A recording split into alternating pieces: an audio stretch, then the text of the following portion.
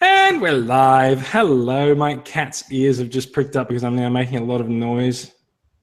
Hi. Welcome to Australian Transformers Weekly. Every time I talk about my cat, Brad decides to make a meow noise. It's like a I don't know. It's like a Pavlovian reaction. Although Pavlov worked with dogs. This is Transformers Weekly. We are your first choice for Transformers and cat news in Australia. This is episode 111. We are recording live on June 16th, 2017. I would say it's the eve of Supernova Sydney, and I'm going to be really busy tomorrow. But Supernova Sydney has already started. There is this the only Supernova that actually opens on Fridays? It is. There's an opening ceremony on Friday night at Adelaide. I'm not sure about the other ones, though. Yeah, cool. Yeah, even Melbourne, they'll be open on the Friday night to go in and get your tickets for signings and that. But the general floor isn't open. Sydney is the only one that opens up for that. Yeah, cool.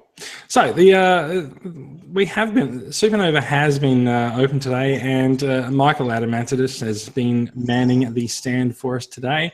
And I'm going to be there tomorrow. If you are watching live, I'll be there along with Mikey Siciliano. And we'll be looking forward to seeing everyone come on down and say hello.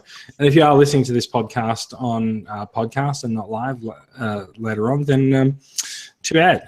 You missed out. Yeah, unless you came to see us anyway. You've got Perth next weekend, or this one coming up. So, oh, that's right. Yes, Perth is next weekend. I had this funny idea today that I might actually head over to Perth for Nova next weekend. Snapped out of that one real fast. You've seen the airfares? Yeah, pretty much. It's like something's happening in Perth. Let's put all the airfares up. Oh God, no. Let's not do that. What have you guys been up to this week? Oh, not too much. So stuff just piles up, and all of a sudden you miss 5 weeks of podcasts. But it's been going all right, year 12 and whatever, so everything's a bit busy, and apparently it just goes downhill from here. But went to the Adelaide Mega Toy Fair. We'll see you next year. Went to the Adelaide Mega Toy Fair a couple of weekends ago, which is good fun as always. Met up with a couple of people. Beyond that, mostly just been getting hyped for the movie, really. You've been busy getting hyped. I've got to come up with something. I've got to say I did something other than just sat around doing nothing for the past 5 weeks. Yeah, fair enough. This has gone well. Yeah. Brad, what have you been up to? Not a lot, just work as always. Some of the new membership stuff starting to come in the post, which is good. Getting excited for that. A couple of weeks to go before we announced 2017-18 membership drive. We throw the doors open to memberships. Yep. Mm-hmm. Yep. Mad scramble trying to get stuff sent out to both Novas. Michael's stuff only arrived yesterday, so got there just in the nick of time. So busy, working hard to get to Comic-Con in 3 weeks' time as well. So it's fair to say that you're working hard to make a living, taking shelter from the rain. There's no rain. It's a Canadian winter. Oh God, there has been bloody rain in Sydney. It's been like a torrential downpour. Actually, that was more last week than this week, but there has been rain. It's rained here. I thought it rained in Melbourne as well. So there must be like this one patch of land around your place in Barnawatta that is bone dry. There's no rain for you. Yeah, I don't know what's been happening here. We've had basically the wettest summer in ages. We had the wettest summer in forever, and now it feels like it's the middle of summer in winter. Yeah, even last weekend when I was up the snow, I was in jeans and a t-shirt up there. It was 4 degrees, but just the heat coming off the sun. It was nice. Oh dear. Did you have a cold this week? I wonder why. No. I could have taken the jeans off and had shorts on easily. I have a feeling that you might thrive in cold weather. You might well be made for it. I'm still wearing shorts and a singlet at work, so it's all right. Stops all the heat exchange at the back of the neck. Yeah. Yes, indeed it does. All right, let's get a move on, shall we? We've got a little bit of news to talk about this week, as you might expect, given that it is the week before Transformers: The Last Night is released in Australian cinemas, and by the time this podcast actually makes it out, some members of the group will have seen it, thanks to Laser. There's a bit of movie news this week, so if the movie is not your thing, then you might want to, listen on, be a little bit whimsical, and there'll be some comics discussion later on, and a little brief main discussion later too. So let's see how we go. But first up, it is time to look at the Transformers Collectors Club Australia discussion group's winner for Take Your Bot to Work Day. And this week's winner is Tyson Richards, who when is the next State of Origin game? Actually, no, the next State of Origin game is this week, because it's actually the same night as Laser's Transformers: The Last Night screening. So, which Prime? Yeah, which Prime is that? That actually looks like it's Transformers Prime. Yeah, it looks like one of the massive Titan ones. You have the soap bottle things. Maybe, yeah. It's too detailed in paint. Like, oh no, but yeah, it's way larger than. Is that a Masterpiece Hot Rod? Yep. Yeah. And then the Wetjang RC. So yes, good on you, Tyson, for putting the jersey actually takes no side in State of Origin. It's got both red and blue and Bundaberg rum on it. So, we've suddenly turned into a rum podcast. Nothing wrong with that. Prime's neutral. Yeah, well, that's true. Prime is usually neutral. So yeah, good on you. We encourage people to take a bot in the real world picture and post them in the discussion group on Wednesdays. We call it Take Your Bot to Work Day, but you don't have to actually take your bot to work. You can take it on the road somewhere, as Brad often does, although that is work for you. You can take it on the road, take it to the gym, as Simon Chambers has been doing recently, and just put it anywhere. But get those bots out from behind those glass cabinets, give them a dust, and take them out somewhere in the real world. Let's get on to some news, shall we? Let's. We open this week's news with possibly my least favorite Transformers merchandise that has been released ever. I am talking about die-cast cars. Meow. Because that's look at that. What's the point? That's the bottom of the car. Like, what were those things from Revenge of the Fallen called? The RPMs. The RPMs. RPMs, yeah. But this is just those, but more expensive.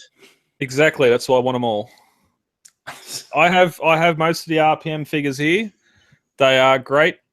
No, they're not. They are great die-cast figures. They're cars. Yeah, they're great to stand in front of the movie bots so you can see what the alt modes are, instead of having to transform back and forth. You know what? I will give you that. There is one core piece of problem with your logic, though. Yeah. I don't have any movie bots. There you go.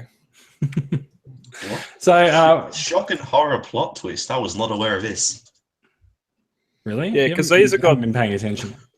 Yeah, these have got a lot smaller robot character on the base of them. The RPMs, it's a full size, like you stand the car up and it's a full size figure underneath it, where this is just between the axles. Yeah, no, these ones don't stand up. They don't. The other ones don't stand up too, but if you hold them up on their end, they're pretty much like a stand-up robot. But I just like these little die-cast cars.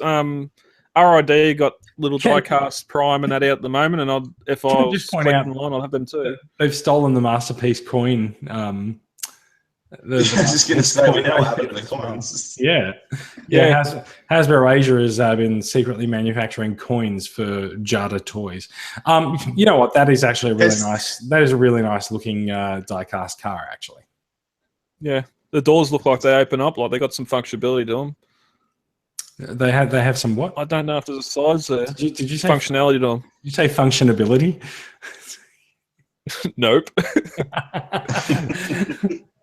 They do sort of look like it, but I don't know, maybe, yeah. That's stupid. There's gaps there. That's all. Hey, look at that. Sea robot on chassis. That is actually a feature of the toy. It's metals die cast. This is the same company. Have you been in a Big W and you see those like little figures from the Marvel and DC movies? You know, those little die-cast super deformed figures. Nope. Okay. Whatever. No, I haven't been shopping for Marvel Legends and Marvel X-Men all week, Max. Does it say there how big these are? Priorities. Does it say what? How big they are? They're not Matchbox, obviously. Maybe if I scroll up and actually read the story from TFW, and there's a few different scales. It's 124 die-cast vehicles. Oh wow! So there's also 164 and 132. That's for Prime. Yeah. Prime's bigger. But we got if you go down. So basically, what you're saying is that scale doesn't matter for these either. Oh no, we don't. Anyway, so this figure is in fact apparently a Walmart exclusive, so we won't see it in Australia. But if you are, damn it. Okay, that's. I'd buy this if it was at the store. Okay, let's have a look at some more of them then. There's also Barricade, who we're waiting for this to load. It's probably the blue. Yeah, there's a lot lighter blue than it should be. He's blue and squished. I don't know that he's squished. I think it's just on an angle. But I actually kind of like the blue. But yeah, there you go. So that'll be the packaging for Barricade. That's probably the more standard packaging because they don't all come with the collector's coin. There's Bumblebee. Yeah, there's they'll come in there. Little stands. Seems like they'll be able to connect together. It just forms one big. Well, image. you've got Crosshairs half sticking into his backdrop there, so maybe Crosshairs. It's Crosshairs. Isn't it? I don't see Crosshairs on the far left. Yeah, his hand is. Oh, are you talking about the character? Yeah, I was looking for literal crosshairs. And there it is. So sure. Yeah, there you go. Yeah. And Prime. There's Prime on the other side. So yeah, they all line up. They do look like this. The stands interlock because you can see there's sort of this lug sticking out on the bottom right. That looks all right. If you really want your cars to be sitting on things that say Transformers all the way across. It's all black. Prime's quite large. He's got blue eyes here as well. He does. I like how they've put all of this detail into the shot. You've got Prime, you've got an explosion in the background because it's a Michael Bay movie, and then you've just got this little little balcony. Well, yeah, that goes along the whole sequence. So does it? I think before with Bumblebee, it does too. Yeah, before with Bumblebee, you could see the river. So they're all photos from Dark of the Moon. So is the balcony there to just sort of like make sure that your vehicles don't fall off into the river? Just keep them safe. Yeah, it lines the river, the Chicago River, where they went Dark of the Moon. Michael Bay really hates Chicago. He does. No, he actually does, doesn't he? He destroys it all the time. Yep, even when it's not supposed to be Chicago. It's like JMS destroying San Diego whenever he gets a chance. So, how good a representation is that of Optimus Prime's vehicle mode? Love it. More chrome than the Voyager. Oh, so that's there's a different presentation of crosshairs there as well. Yeah, because I think that'd be in their different scales. I'm bored. These things are die-cast cars. There's really not that much to them. I think we've milked this all we can. Does anyone else have anything to say about these cars besides Brad is going to buy them? All of them? No. Okay, let's move on. There is a Target exclusive Transformers: The Last Night Voyager class Optimus Prime coming out. Yet again, we're talking about exclusive figures for the US. It was interesting that this figure was the photo of this figure was released by Hasbro Singapore, and that is about all I really have to say about it. It seems Atrociously bad. Well, I was going to say that should never have been born. It looks like he's got weird, creepy eyes again. Mm. Yeah, actually, the weird, creepy eyes seem like a throwback to the original G1 artwork for Optimus Prime. Remember the ones where he had like the thin yellow lines? Yeah, like ninja. Oh, not ninja. I'm not going to say Asian eyes, but Too bad you already said it. yeah, just that head sculpt here has got the eyelids, or the eyelids, and then the eyes inside. It's like they're just putting a big brush on there and it's painting them as well as the eyes. I think the most. Oh my god! I never even knew there was a Dark Moon Voyager Prime. Did you know there was a hundreds and thousands version of it? Wow, that's It looks like a 1990s bus seat cover. Yeah. There's going to be some old woman sitting on Optimus Prime's bonnet going, "Screw you, young whippersnapper, I'm allowed to sit here." There's gum on my seat. Gum. I want to know what the thought process was for creating this figure. It's like, okay, let's take the worst Voyager out of our many options for excellent ones. And that was Revenge of the Fallen. What is the deal? What is the deal with this paint job? Is it a reference to something? And clear red tires and this looks terrible. So the thing I think is quite amusing is that his shield looks like a Decepticon logo. Yeah. Actually, so I was thinking about this the other day. Like we've been saying like faction symbols and logos and stuff. Whatever happened to the word insignia?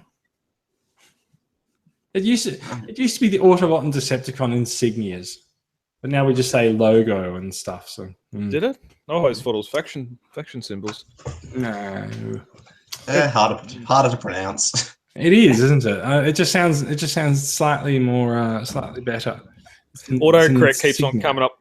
Autocorrect keeps coming up with inquiry.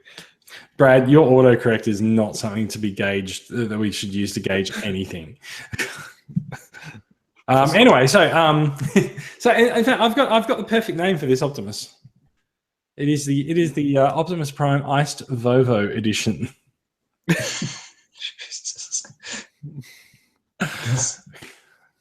There we go. Now this is numbered. Is anyone interested in this figure?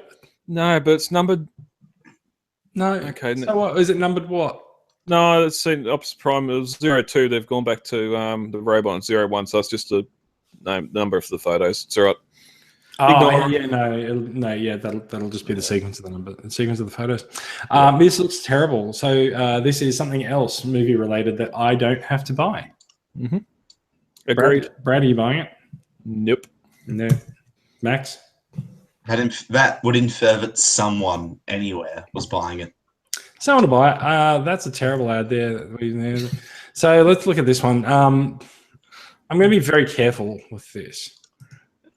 Nah, I tried that. Nah, stop it. All right, let's stop it then. Yeah. I'm just gonna put that up there. All right. So Autobot Squeaks. Just in case you didn't know, and have been I don't know, like living in the vicinity of a rock. One of the favorite things about the new movie is Squeaks, whom you can see there, right there.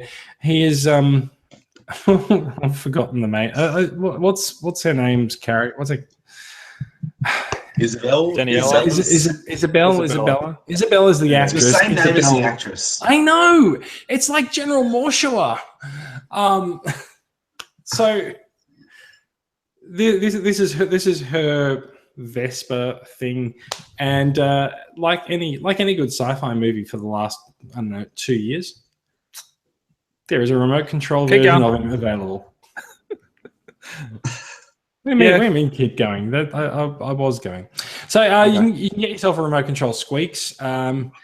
I'm not entirely sure that he really looks that much like his CGI rendered counterpart. No, he's missing a lot of that detail. Especially considering that he doesn't have to transform, that's also like especially egregious. However, I do have a theory about this. If you actually look at the figure for Squeaks, it also looks absolutely nothing like the bot in the movie. I reckon they weren't allowed to use the Vespa license for the car for the actual character for the toy. Or his peg leg.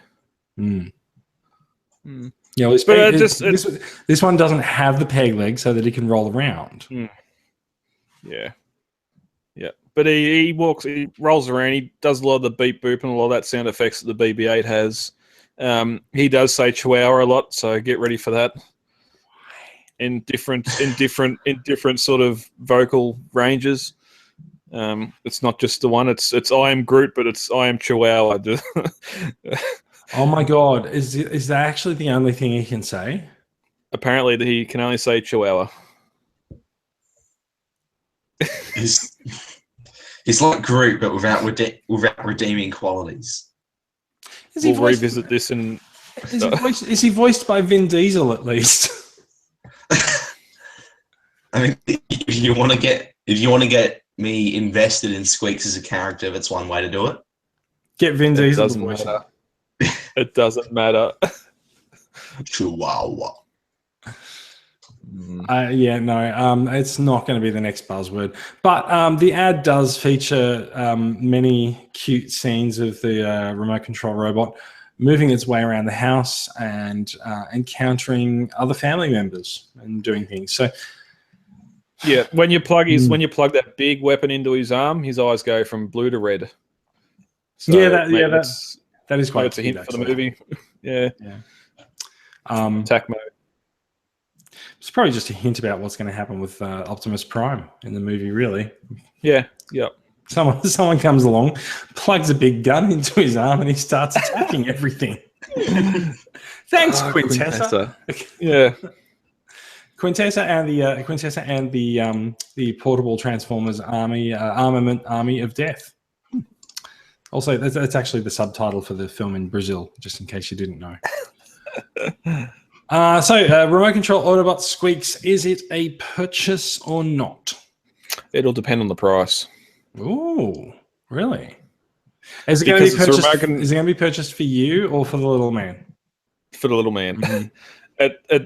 My biggest plus on this is it's not. By the way, I just want to be clear about that. Oh yeah. It's got a proper remote. It's not an iPhone app. Work for your iPhone. Any of that crap. It's just like proper remote. Forward, backward, left, right, go. Okay. Chihuahua button.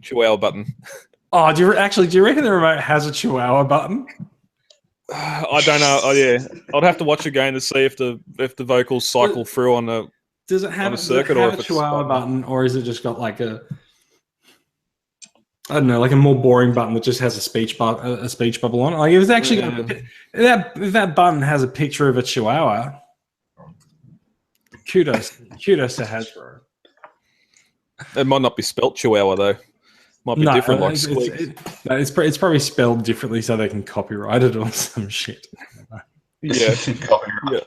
I'm not going to be buying this. I'm not interested in it at all. Ask me again tomorrow after I probably will wander around and see something about it at Supernova and just go, oh my God, that's the best thing ever, and buy one. We'll see. Also, the worst spelling of Squeaks ever. I think we're done. I think so far my wallet has survived this episode quite well, actually. You're not alone in that regard. And the being the week leading up to the release of the movie, we are seeing poster after poster after poster after poster released, and this week was no different. In fact, this is not the last poster we saw this week.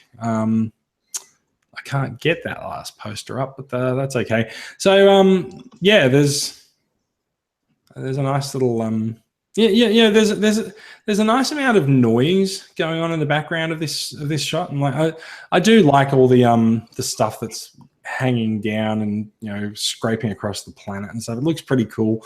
Optimus has a giant sword. Megatron has something. I don't know, what is that? It's the, Like a hook it's sword the thing. tiniest axe I've ever seen. Hmm. Like he's gonna It looks cool. he's gonna chop down a tiny tree. Mark Wahlberg's sword is bigger than that.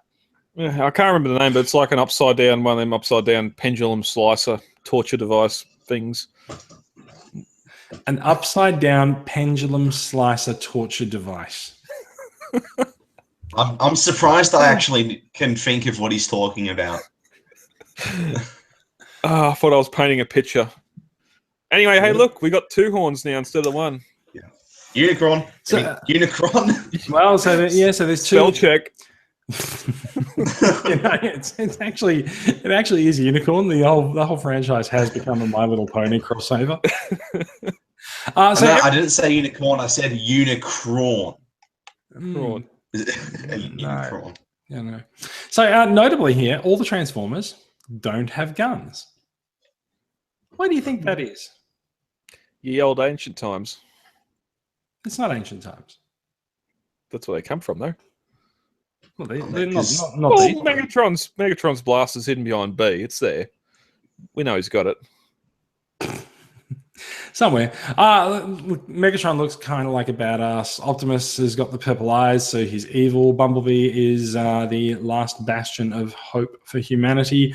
Also, Mark Wahlberg's arm. So, yeah.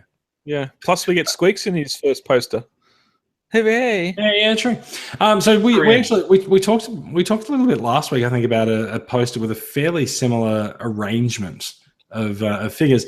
I do think it's kind of hilarious that they've got one press photo of Anthony Hopkins, and it's him going like, Holding the cane up to his chest. "My goodness, yes, Jolly good chaps. yes." I don't know what's going on here, but I'm getting paid an obscene amount of money. Well, that is the next story, isn't it? Which I'm not sure that there's much to do here. There. But you're not Prime, not yet. Yes, you're not, are you? Anthony Hopkins is the resident old man for the movie, and he says, so having finished filming on the movie, and like the movie is nearly ready for release, Anthony Hopkins said, "All I know is I play a highly educated, eccentric English lord. I had a terrific time making it." And it's so very complicated, and there's the whole mythology of 4 previous films that come into play. I have to admit, I don't quite get all of it. Because he'd never seen a film before this one. He's never seen the Transformers films. Yes. But yeah, no. So like, yeah, fair enough. There's hope there if someone's told them that they're bringing the mythology of the previous 4 films into this, and hopefully tying stuff up. No one's told him anything. He just knows that there are 4 previous films, and he assumes. So yeah. Anyway, so Mark Wahlberg for this movie got to play opposite Anthony Hopkins. So it's kind of a win for him, right? Also interesting. Hot Rod's face is has got way more color on it than we thought. In some ways they fixed it because he doesn't have 4 eyes anymore. But Is that in actually? other ways- Here's a silly question. Is that actually Hot Rod? Yeah. yeah, it's Because he's got the shoulder intake things. Yeah. and then we see him in that window in one of the trailers. Yeah, he flicks I'm something at her. Is it? Fair And then enough. there's his lips are freaking me out. Yeah, Hopkins also said the locations were good, naming off where the shooting's been. Yeah. I don't know if he's actually was there or if he just said, "I'm coming with you, Michael Bay." Just going after. Michael Bay, it's in my contract. You're flying me there. Want to be the father beans. Anyway, so the long and the short of it is Anthony Hopkins has no idea what's going on in the Transformers franchise either, which means that besides the actors, so we actually And Michael Bay. He was no, we had some hope that someone knew what was going on in the Transformers franchise, but now we know that the actors don't know, and it's very obvious that the writers and the production crew don't know either. Yeah, that's it. Marky Mark thinks he's in episode 8. Actually, so the other poster, we were talking about the poster before. The other poster has a massive split right up the middle. That's like a white beam of light. That's almost like it's quite reminiscent of the original Star Wars posters. Ooh. and the Last Jedi poster. Yeah, exactly. Which is also reminiscent of the original Star Wars posters. Thanks, Max. But yeah, so like just tie it together in a neat little bow. it all comes full circle. But yeah, yeah, I don't know. Yeah. We'll go in a couple of short days. I got nothing else. Yeah, a bunch of us are seeing it on the 21st, which is Wednesday night. So yeah, we'll see how we go. What is next? There's one more story, and it's about Haley Steinfeld, who sounds very, very, very close to a hilarious TV show from the 90s. She's been announced as the main star of the upcoming Bumblebee movie. I think it's interesting that, because Bumblebee's only a year out from release now, and they haven't actually shot it yet, but the now that there is some Transformers movie news in the press, everyone's like, yeah, let's get some Bumblebee stuff in there as well. So, yeah, she basically gave a nice interview to News Australia. I'm pretty sure that was it was just news. It was so yeah, she's been announced as the main actor for it, and yeah, she's going to be working on music at the same time as filming the Bumblebee movie. We'll see. It's starting soon, and she thinks that her character is very special. So we'll see. Do we know who her character is yet? I don't know, but I'm assuming that she's going to be Bumblebee's best friend that he met before he met Shia LaBeouf. I thought Bumblebee's best friend that he met before Shia LaBeouf was going to be Anthony Hopkins' character. No, they don't know each other, I don't think. Maybe. Oh, don't know. Maybe they do. No, because wasn't there a thing where he Bumblebee's been said out kicking Nazi ass 50 years ago, so like, who knows? because there's a thing where he said that they knew each other in the 80s. So, I mean, What? maybe that'll be addressed in it. Maybe they'll do the same thing they did in Westworld and like digitally de-age Anthony Hopkins for the Bumblebee movie and have like a creepy CGI younger version of him sneaking around going, "Ha hello." Or maybe Haley Steinfeld is playing young Anthony Hopkins. Look, also a valid rumor. I think with not that much information around, I think we can certainly list that high on the list of possibilities. Spoiler warning. I think this episode of the podcast needs to be named Brad, Jason, and Max take the piss out of everything. Hey, I like something. What? Diecast cars, yay. I'm still not sure if you're taking the piss. Okay. I think we're actually at the end of the news. There is not that much news left. We are going to have a little bit of a chat about comic releases, stuff that's been out in the last couple of weeks since Max was last on. Max, you want to take it away? You've got Optimus Prime, Transformers Salvation, which I haven't actually read, and then we're going to talk a little bit about Lost Light. Now, for the comics fans among us, we are going to talk about spoilers, or at least Max is going to talk about spoilers for the things that has happened in the comics, and then we're going to talk about Lost Light. Now, if you haven't read Lost Light, you're probably going to want to skip this segment, but see how we go. Anyway, take it away, Max. What's been going on in Comic Land? All right. Just before I go on, you worried about spoilers for these two? No, I'm not. Okay. But someone else might be. So anyway, Fair enough. All right. If you're worried about spoilers, jump ahead 10 minutes or so. Starting off, we've got Optimus Prime issue 8, written by John Barber with art by Casey Collar. The basic plot is Jazz is given an interview on television, but is confronted by crimes against humanity. He's confronted by crimes. They suddenly cut to footage of Sarajevo. And he runs away. You've got Autobots and Junkions trying to work together, and Pyromagnus sowing seeds of dissent against Optimus. That, in terms of how good this issue is, the pacing's a little off because there isn't really a linear structure to the issue. And it's funny because the flashbacks to Jetfire's past that you get in it feel the most structured, even though they break up the present day plot. In terms of this is definitely a solid character issue though. Like Barber's character building really shines through here because you see this development of character arcs, but he's been going on with these for years at this point. For example, like the relationship between Prime and Pyromagna, you see there's tensions, just a slow burn, keeps them coming to the forefront. I think it's actually kind of interesting that, I think it's interesting that when they did the Combiner Wars series, I say series loosely, last year, that was the first time that they really gave any indication that Victorion or one of the members of Victorion thought that they should be the leader. And now they've sort of taken that and they're running with that in the comics for Pyromagna.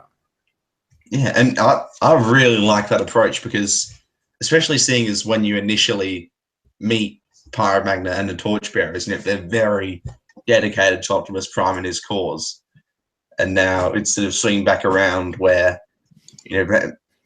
Pyromagna doesn't think that he's quite the person that she thought he was, and so that maybe she can do it better. And yeah, so on the whole, it's a solid character-driven issue, but unfortunately, it just lacks the narrative drive to create an engaging comic to read. Yeah, so I kind of feel like that's almost been a bit of a problem in general with Optimus Prime, but. Yeah, I mean, it has these overarching plots, but they don't really flow from one issue to the next. It's just sort of stuff happens, then stuff happens, then stuff happens. Yeah. And you feel like it's important stuff, and you can see the impact on the characters, but there's no real link between it, if that makes any sense. Yeah. Yeah, it makes sense. On the flip side of comics that are pretty much literal perfection, though, we have Transformers Salvation, written by John Barber with art by Livio Ramondelli. So from the outset, looks like it's just going to be a big dumb fight between Dinobots and Trypticon. Ends up being a perfectly structured, character-driven home run of an issue that takes the story in very unexpected directions. John Barber finds a way to make every character, including Trypticon, engaging. You sort of end up even feeling sympathy for him. Later on in the issue, you get sides to his backstory that you haven't heard of in the past, which is good because I feel like he's been one of the least explored forces in IDW. And then, major spoiler here is Slug's death at the hands of Sandstorm, acting under Starscream's orders, is a gut punch of the highest order. It's not something you see coming at all. And then when it happens, it's one of those events. It just takes a little while to sink in. Yeah, well, Brad's just fallen off his chair. And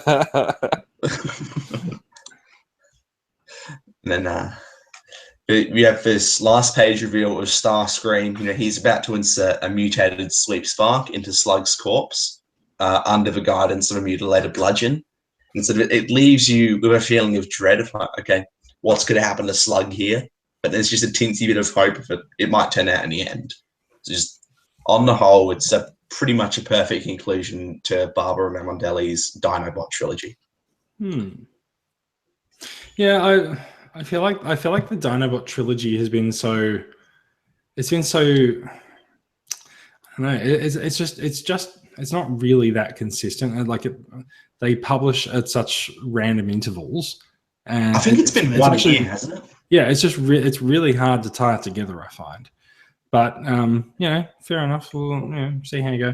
I think it a lot better if you go if you just go consecutively. It 3 years to read them, perhaps. Maybe Yeah. that's the case. Because I reread the previous two before reading this one, so I'd recommend doing that. Because I mean, I can imagine otherwise you'd be like, "Oh, okay, what's that thing I read from 2 years ago?" Yeah. Yeah. Let's talk a little bit about Lost Light number 6. Now, this book has been it's actually generated probably the most controversial. It's generated the most discussion because it features a somewhat controversial ending, and it is the ending to the book's first arc. It's actually nice to see a six issue arc for a comic. It's actually kind of rare these days. Some of them sort of more prefer to do like 2 or 4 issue arcs these days, but like this is half a year down, and we're finally at the end of the first story for the what is season 3 of More Than Meets the Eye. What are your thoughts? Oh, I'm not sure about this because we're going to talk about spoilers, I imagine. So we're going to talk about ending- the spoilers. Let's not talk about the ending first. Let's talk about what's actually happening during the issue. Like it's the big battle. It's the climax. It's can the heroes get off Cybertron, get back to Necro World before they pop back into the other dimension? And of course they're going to manage it, and you sort of wonder where are they going to mess up and leave someone behind. So yeah, Terminus has been suggesting to Megatron for quite a long time that maybe he should stay in this alternate universe because the Functionists rule. The council was never toppled. There's no Autobots and Decepticons, and it's sort of he's seen that Megatron can be this really great, really effective leader when he's calling the shots and leading these troops. And it seems like ultimately there's a bit of treachery on Terminus's part, especially because James Roberts has clarified that Terminus was indeed told the correct teleporter locations. Yeah, so I'd be really interested to see how Megatron will, because he's obviously going to find out about that at some point in the future. So Maybe interested to see how it reacts. It feels like it's IDW giving Megatron a bit of a rest for now. They've shunted him off into another universe. So what ends up happening is that, and in the mad dash to escape the Functionist universe and get back to Necroworld, the Team Rodimus turns up at a teleporter and discover that it's wrecked and destroyed, and they go to another one and get off planet. They send the updated coordinates to Megatron via Terminus, who does not relay the updated coordinates, thus locking himself and Megatron back in the Functionist universe, where Megatron now picks up the role of revolutionary at the end as sort of a little bit of a redemption for the character. Yeah, I feel like this would be the perfect spot to leave Megatron's story. Like, you can imagine that people are going to want to follow up to it, but yeah, I feel like they can leave him there for a while. It's not going to be the end of his story because it doesn't have the build up that I think would lead to it. And with Terminus specifically, not giving him the right coordinates, absolutely right. It's definitely going to come back and be addressed. So the important thing is that, especially with Terminus, is that in the IDW universe, Megatron has often said that Terminus is the reason.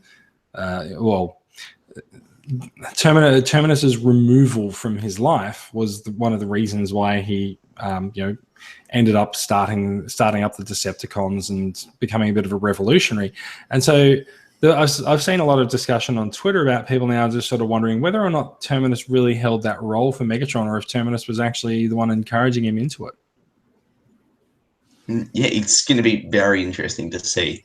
Like I said, I feel like if this was just Megatron talking about, that's a perfect way to end his story. Put him back there. He's learned from his mistakes. He can do better. But with a factor of Terminus added in, that's where it's going to get really interesting. I'm looking forward to seeing what Roberts does with it.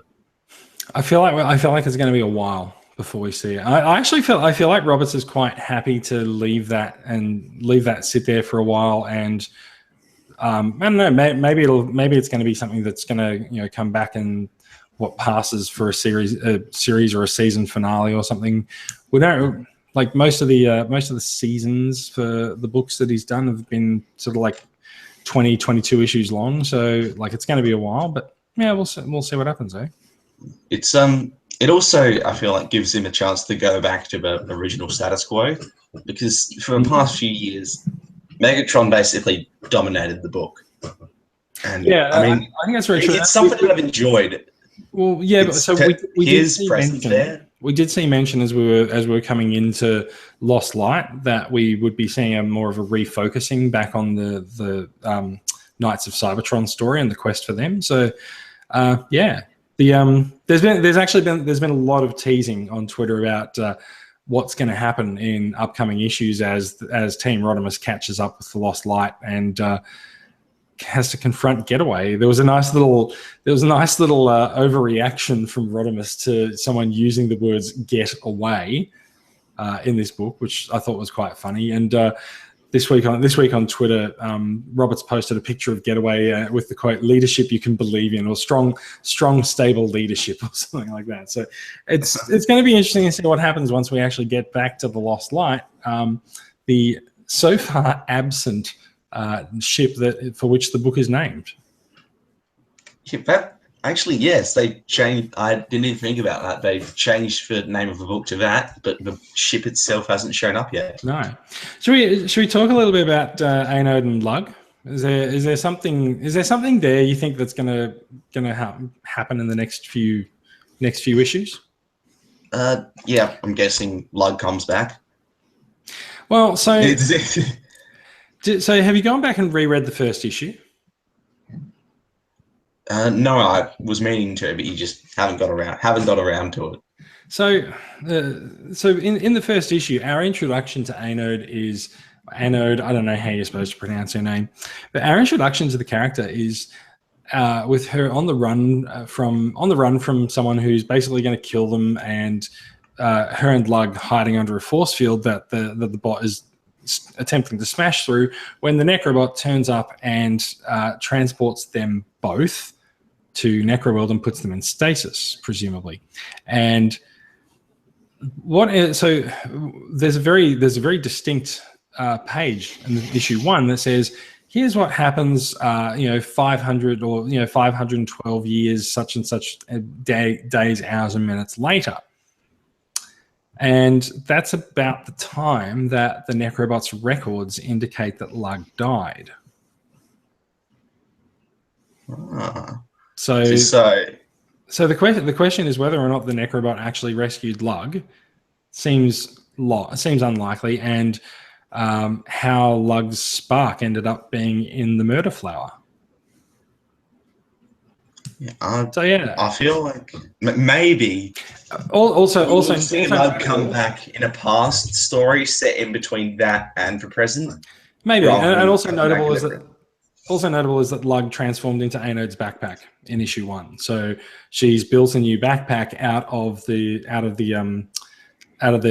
spark that she had, and Lug's slight glimmer of a spark. So yeah, I thought that was an interesting way to bring that story back around. And I feel because it's been 6 months, I don't know if that many people have really. Well, I'm sure a lot of people have noticed it, but it hasn't. I feel like that part of the book has been overshadowed by the discussion about Megatron. Yeah, it's just sort of. Because I could tell when I mentioned it, you were now. just like, "What the hell is he talking about?" Oh yeah, that happened as well. Yeah, pretty much. And the thing that I was saying, Megatron, is that it's going to be nice for him to be gone because it doesn't mean just. Wow, but that was. You're actually going to have to repeat that because you dropped out. That's it. Okay, sorry. It's a good thing, not because it means that we can return to the status quo, but it does give us an opportunity, to have a look at these older plot lines and just see, how's this going to eventuate? How is he going to develop stuff based on these sort of characters that we really haven't seen that much from so far? Well, so yeah, it's going to be nice to get back to that and think about it this way, right? I think when did we end up on Necroworld? We've been there for like almost a year and a half in Comic Land, or in comics publishing time. So it's been They got the distress signal, and then that was the entire finale of the previous series was on Necroworld. Yeah, well, they got the distress signal somewhere around sort of mid to late 40s. Issue 50 was the huge battle on Necroworld, and then there was like another 6 or 7 issues after that, including some of the sort of the crossover into Titan's Return. And so, like, and then there's 6 months of this story in Lost Light and the Functionist universe. It's been a while. It's going to be. It will be nice to sort of get back into it and see how we end up. Brad is getting bored of us talking comics, so I think we should probably get back to another discussion point that he wants to talk about for the movies. So, do we have anything else to talk about in the comics front? I don't believe so. I did have a look before the show, and I couldn't see any news.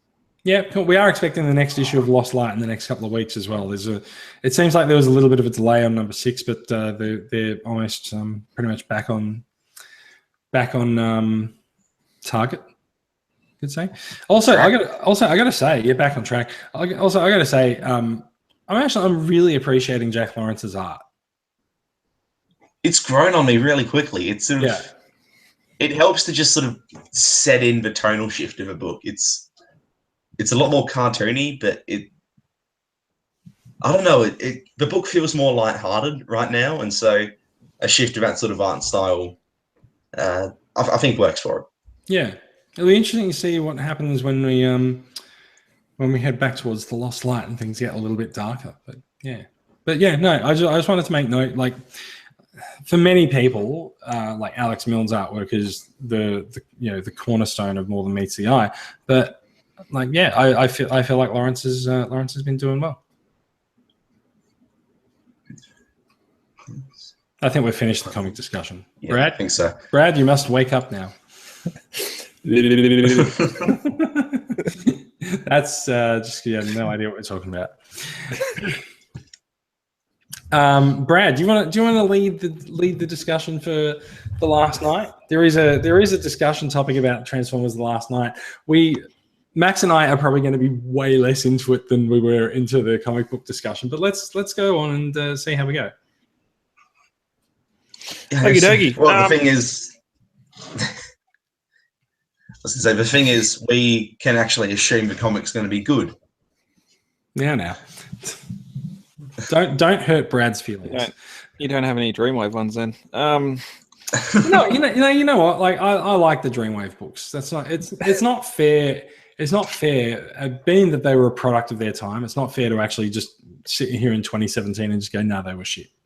And me not ever reading them, it's not fair to me to say that anyway. So. It was below the belt. Quick jab. Last night's out this week. As I said, Jason, you're going to see it this week. Mike is going to see it. I won't. Max, are you going to see it before next Friday?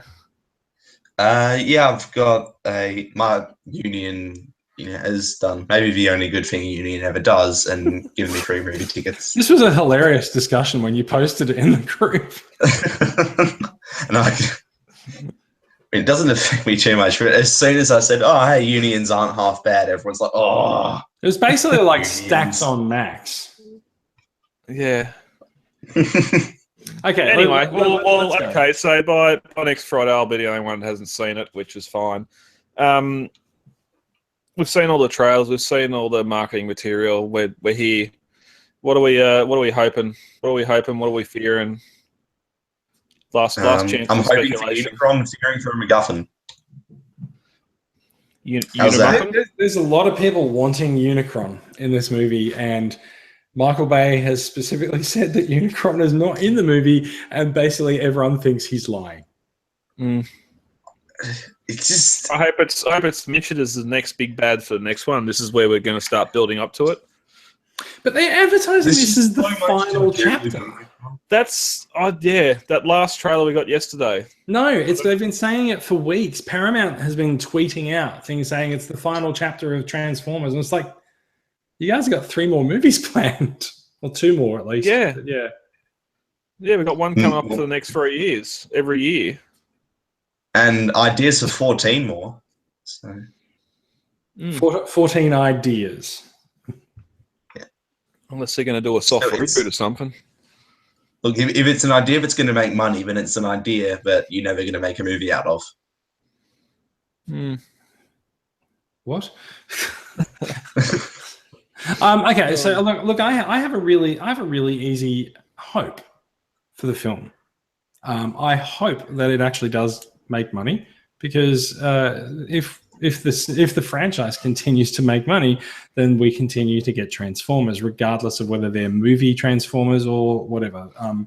If it gets to the point where Transformers is not actually a force at the center, and make no mistake, there's actually a lot riding on this movie, because Paramount hasn't had a hit in quite a while, and this is basically their last chance for 2017. There's no major releases on the horizon for Paramount for the rest of the year. If this doesn't make money hand over fist, Paramount's actually not had a good year. So, it is my hope that it does well for the studio and keeps the franchise healthy. I don't really care whether or not it's a good movie or not. Like I don't have expectations of the film, and I don't have fears. Like I gave into this when Age of Extinction came out. Like I don't fear the movie being shit, because like I don't really expect it to be any good. That's why I don't. The bar's low. Yeah, I don't have any expectations, and I don't have any fears, because I'm just going to turn up and watch a Transformers movie and just think, you know what? I just actually really like that someone actually spent a shitload of money on this little franchise about transforming robots that I like so much. Yeah. It's not going to be critically acclaimed. None of the fandom movies are critically acclaimed. It's just. Did you say the fandom movies? I'm sure there are fan movies that are better reviewed than the May ones. Oh, everyone seems to like it's- that. Everyone seems to like that fucking stop motion masterpiece theater, dude. That is a fan movie. Everyone likes it. So yeah. Yeah. But as you were saying, with Paramount, it's not just Paramount that sort of have an invested interest in this. It's blockbusters on the whole. Like we've seen the last few big releases, Pirates, The Mummy, all doing pretty badly. Aliens done pretty bad. There's one that's doing really well. Don't say don't say that. What? The only reason you like that movie is because Diana Prince uses Android. It's the only reason you like it. Actually, so I'm talking about Wonder Woman. Wonder Woman is doing really well critically and at the box office, and I do have to say the fact that she uses an Android tablet is completely unrealistic, because no one uses Android tablets. They're all terrible. Oh, so it's not set in the real world. It's not it's clearly set in a comic universe. Okay. Yeah, but it's just okay, that's the exception. Guardians, Fate of the Furious, they got in there early and got most of people's money. Transformers is one of those big ones. It's the fifth film. They've been knocking them out of the park box office wise. So hopefully it can do it. Yeah, I find the marketing efforts for this are quite different to the past movies. Stylistically, there's a lot of difference in the posters and stuff. There's there's a little bit more focus. There's a little bit more focus on more serious human characters as well. Have you seen any of the posters outside the internet? Any advertising outside the internet? You know what? I actually have. I'm gonna show you this photo. Apart from the laser promotion. No. I'm going to show you this photo. I took this photo last Sunday night in Burwood as I was walking down the street, and I've got to find it. Oh no, where is it? There we are. Okay, I have to turn my screen brightness all the way up, because you're not going to see it otherwise. And so, you want to know if I've seen any of the posters outside of that? Look at that. Oh wow, that's awesome actually, because I was seeing those posters. I'd imagine they'd look great all lined up in some sort of display. That just slapped on a wall. Yeah, it's on like so. As you walk from the station at Burwood, there's like this thing that used to be a restaurant or something. And it's just like a derelict building. They've got a construction hoarding outside of it, and every week there's different advertising posters on it. So, I actually did not expect this was taken about 3 days after the real reveal of the posters. We talked about them last episode, and I did not expect to see those posters turn up in Australia, given that they were revealed by a US cinema chain. Yeah. So they came here real fast, and it was all of them. Yeah. Too. Actually, it wasn't necessarily all of them, but like it was a lot of them. There were more than I photographed there. So I took that photo and I meant to put it on the discussion group and go, "Hey, look, these posters have turned up here." But no, they absolutely have. There are posters for the movie, like more traditional posters and more traditional advertising, going on around Westfield shopping centres and stuff like that, and around movie cinemas. There's definitely advertising for the movie. I feel like maybe it's slightly more subdued than it has been in the past, but maybe that's also just because I've been keeping to myself and not really going out in shopping centres and stuff. Maybe, well, I was going to say I should go around and have a look this weekend and see where the advertising is. However, I do know that at Supernova we are around the corner from Transformers: The Last Night promo area. Yeah, that was one thing I was going to ask you about. I've seen that on the floor plan. Yeah. And this isn't coming from me being here at the back with all the sheep and the cattle. Like going to Melbourne, going to Canberra each day. Yeah. Today on a billboard, one of the electric billboards, big ones, was the one with Prime holding the sword out. Did you post a photo of that, or did someone else? Because I got the camera. It went to an ANZ dad. I'm like, come on, getting past. Damn it, I've gone. And it just didn't change back. But it must have been someone else, because I have seen a photograph showing that is in Australia as well. Yeah, but it's weird. Like there's still one coming in. Hull is still at the Wonder Woman poster up.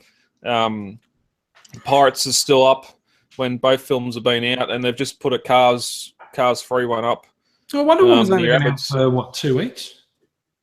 Yeah, but normally as soon as the movie's out, because it's got the 1st of June on it, 1st of June. So once it's out, they get that down and get a new poster up. Like Power Rangers wasn't even out a day before they got that down and got something else up. But apart from that, I haven't seen a TV spot on TV. Apart from being online, I haven't seen anything on TV. That's the first time I've seen anything outside of the internet for advertising, which that's not here on Melbourne or Canberra, back and forth. It's not in the back of nowhere, Jason. So yeah, they're pumping money into marketing, like all these posters. Every second day we get a new TV spot, a new poster, but if they're just pumping online. No, they're pumping money into creating them. I don't know if they're pumping money into marketing them. Oh, yeah. Well, that other post we seen didn't have much money put into it from last week. Oh yeah, no, that's quite true. It is kind of weird. I kind of feel like what they've done marketing wise is they've gone, okay, room full of, I don't know, junior graphic designers. Here's Optimus Prime, here's Megatron, here's Bumblebee, here's a variety of backdrops, and here's all the stock photos of the humans and Stonehenge and these horns. Go nuts. And because they're all probably our age and grew up with Star Wars and all those other fantastic movies, they've gone, oh, well, let's go to that film for I reckon they're all juniors, but yeah, I think that's quite obvious from the compositing. Well, they didn't go nuts and made incredibly boring posters. That's why they're juniors. So yeah, my feeling is that Hasbro's working through a catalog of junior graphic designers output for movie posters. Now, so look, we've kind of avoided talking about actual supposed plot points in the movie. Like, there is a desire from everyone to see Unicron. In one of the last trailers we've seen Prime do his 360-degree spin and cut the heads off those Infernicus bots that we got the toy for. There's a real big one he jumps on and flails in half with his sword, and it sort of breaks down into others, which is very reminiscent of Transformers Prime with the manifestations of Unicron there. maybe there's something connected there since we seem to get these little hints. Did Unicron actually manifest as multiple figures, multiple things at once? Because I thought I remember Unicron sort of like, every time one was knocked down, another one sprung up, but I don't remember them being all simultaneous. No, he did, because that's what Prime had to get out there. They ended up trying to evac Prime, but he wouldn't go, and then they were just getting overrun. Okay. Yeah, I just Google image search, and there's like about a free amount of time. Which isn't 6, but still. Oh no, it's just they seem to pull these little things. Age of Extinction, they pulled something from animated, so now it's Prime's turn. Don't know. Yeah. And there's also the fact that all the little Infernicus guys, they've all got those horns, which is reminiscent of in the G1 comics. Unicron had a bunch of little minions who looked pretty exact like tiny versions of him. He had a whole bunch of minions. All these little yellow guys who would move around and pave the way for him and do as he sees fit. So maybe we're going to see Grunicon. Is that a cutscene from the Minions movie after they killed the T-Rex? They went and worked for Unicron. Yeah. No, yes, it's actually the plot for Minions too. Yeah, but I don't know. I've seen some stuff from the trailers. Just the bar's low. I'm gonna enjoy it. Gonna buy some figures from it. I'm gonna buy the Megatron. I want to go to Toys R Us and find that IDW style Megatron, the Stealth Bomber version, because it looks awesome. They got a sale on this week. Yeah, I don't think the movie toys are part of it though. Anyway, it's $5. Who cares? Yeah. But what am I thinking? What am I trying to say? I don't know what I'm trying to say. TV spots. Been distracted. Doesn't matter. Can't have been that. Squeak. Squeak's only saying 2 hour. Does anyone have any new toys? Yes, new toys I had. Brad. I think we're a little bit done with the movie stuff. So let's move on. Let's quickly go through. We want it to be good, but we don't think it's going to be good. Mm-hmm. We will know in a week's time, and we'll talk about it. Or you guys will talk about it, and I'll listen. All right. Okay, I'm gonna open up new acquisitions. I don't have anything. Sad. I'm sad. Welcome to my world. But you do have something, Brad. What have you got? I didn't pay for them. What is this? This is TFC 06 Phantom of Screamer. So it's the Masterpiece Coronation Kit. Yes, for the MPO4 MP3 model or 3. Yep. Oh yeah, 4 Prime. I got 10 of those. So, what? Do you have 10 Yes. Wondering why you had 10 of them. To be honest, I don't have one of the original molds anymore. So, no, these were kindly donated by TJ McLaughlin in the group. So, they'll probably be at Comic-Con for a purchase down there. Fair enough. When you say acquisitions, like they're meant to be things that you buy, not things that come to the club. Oh, in that case, I got nothing. All right, Max, you got some stuff. What do you got? I should try and be quick. I wayjanged. Yeah, those guys who make those. Sounds like it was either painful or something that you can't do in public. Well, it's both, really. To quote Anthony Hopkins. Yes, it's both, really. They do, those amazing movie KOs, and so they do just basic stuff. Upscaled Masterpiece movie figures. Oh, yeah, of course. My mistake. So they're just basic stuff like a slight upscale of Deluxe Scorn. No retooling or anything, but the build quality is just above and beyond anything you get from Hasbro Takara. And it's got die-cast shoulder parts. Paint is vastly superior. So it's taken just already probably the best deluxe of that last line, in my opinion, and just makes it a whole lot better for less money. So you can't really go wrong there. Wow. Is it the red? Red color? Is it red? Sorry, your camera's a little bit. He's got sort of orange striping along his shoulders and chest. Okay, Yep. And he's also got a ton of like tiny little details, you know. So it's got the eyes picked out. It's got like little orange stripes running up the inside of the spines. I wish those The spines were tail. die cast. Yeah, but keeping the black. Nothing's ever soft good on enough it. for you, Brad. Oh no, it's good enough. I'm just saying, I want a weapon. Anyway, And then you also got sort of a fade to black on the tail whip mace thing. And then he's got, you know, all kinds of little copper details in the piping in his chest area. It's just an excellent figure. You know, it's just basically, I'd say this is the best scorn you can get, depending on how well that new Voyager turns out. But even then, I'm guessing Wei Jiang will do a better version of that. So, and then the reason I had to get Scorn in the first place was because I'd been exposed to just how good Wei Jiang could be by this magnificent bastard right here. oh hello. This is I believe Brad has a regular version of this. This is a Nemesis Prime version of Wei Jiang's oversized, upgraded, die-cast, just all-around amazing evasion mode Optimus Prime. So basically you take arguably the best Voyager of the last movie line, make it bigger, improve it in terms of engineering, and then make it die-cast.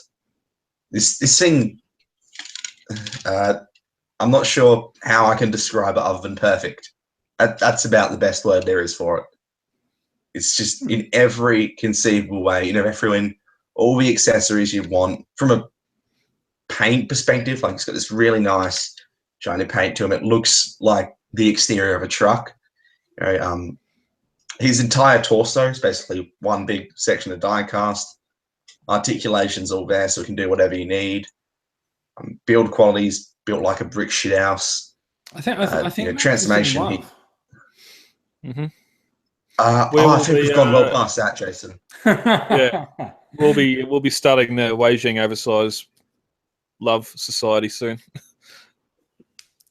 They do great work. They can do no wrong. And they've just started knocking off Combiner Wars figures as well. I just want to point out, right? Like everyone's going, "Oh my god, Wei Jiang's fucking amazing" and stuff. Take a walk around Paddy's markets and look at all the KO Transformers that are on offer there. Most of them are Wei Jiang ones, and they are shit. It's like it's an example of what the company can do when it really turns its attention to actually going after collectors. Yeah. But still worth remembering. Still worth remembering that figure wouldn't exist if it wasn't for Hasbro doing one first. I guess not, but then it's also, yeah, I suppose so. But then they also take just, you know, your basic stuff like Scorn and improve that in basically every way. That was one. I haven't handled any of their weaker stuff, but that's still like 25 posted for this guy. Which is, you know, less than the retail price of a deluxe. Yeah. It's a matter of, you weigh it up yourself, and I happen to think that's above and beyond the best deal you can go for in terms of movie figures. Yeah. All right. I think we're gonna. So we're about running this time, so I think we're going to wind up quickly. Supernova Sydney is on now, so if you are watching live, and I know a couple of people are because a couple of people messaged me. If you are watching now and you're in Sydney, that's probably more of a stretch. Head on down, say hi to Michael, and myself over the weekend. It's like a crappy 80s cop show. And next weekend, Dave Stevens will be taking the reins in Supernova in Perth for us. And we'll see. We'll see what happens at Supernova Perth as well. So thank you for listening, and thank you for making it to the end of the podcast. And I hope you enjoyed the comic chat. Do let us know what you think of it. Australian Transformers Weekly is produced by Transformers Collectors Club Australia. You can find the website at transformerscca.com.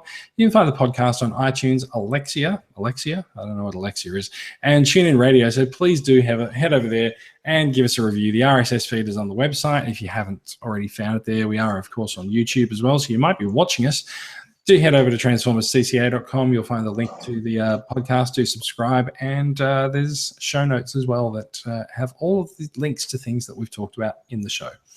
Thank you for listening. And Australian Transformers Weekly will return next week. Big surprise. See you. No, guys.